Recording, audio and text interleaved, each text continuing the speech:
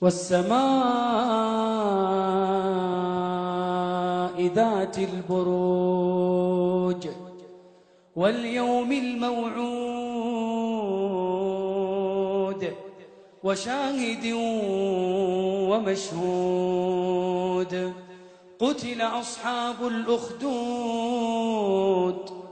النار ذات الوقود إذ هم عليها قعود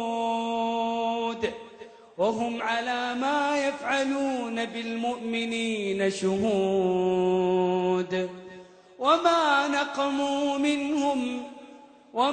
نقموا منهم إلا أن يؤمنوا بالله العزيز الحميد الذي له ملك السماوات والأرض والله على كل شيء شهيد.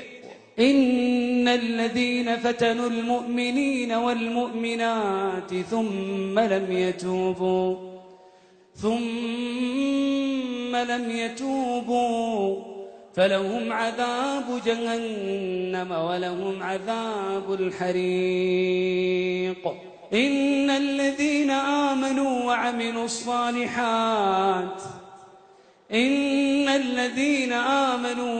الصالحات لهم جنات تجري من تحتها الأنهار ذلك الفوز الكبير.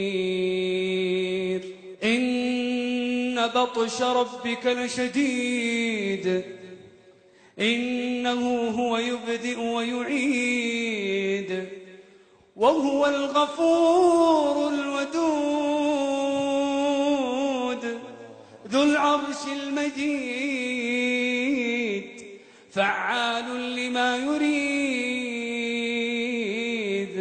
هل أتاك حديث الجنود فرعون وثمود بل الذين كفروا في تكذيب والله من ورائهم محيط بل هو قرآن مجيد في لوح محفوظ.